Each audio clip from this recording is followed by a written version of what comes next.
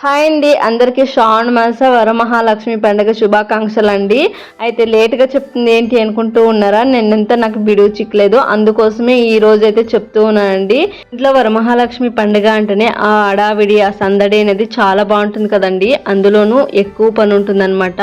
ఆ పని మనం ఒక్కరే చేసుకుంటే ఏముంటుంది, కానీ ఇంకా మన వారు కూడా ఇలా హెల్ప్ చేస్తూ ఉంటే చాలా బాగుంటుంది అనమాట. ఇంకా మా వారైతే మంటపం అయితే సిద్ధం చేయించారండి. సిద్ధం చేయించిన తర్వాత పూజకు కావాల్సిన ఐటమ్స్ అంతా తెచ్చి ఒకే దగ్గర అయితే పెట్టుకున్నాను అండి. మళ్ళీ లేకుండా ఉండాలి అనేసి.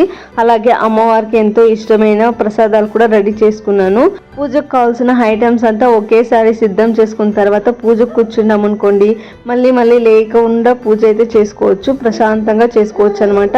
అలాగే నేను పిల్లలు పూజలో అయితే కూర్చున్నాము. వరమహాలక్ష్మి వ్రతం అయితే కంప్లీట్ చేసుకున్నామండి. ఈ ఏడాది కూడా లెక్క వేసుకుంటే నేను 10 years నుండి వరమహాలక్ష్మి వ్రతం అయితే చేసుకుంటూ ఉన్నానండి.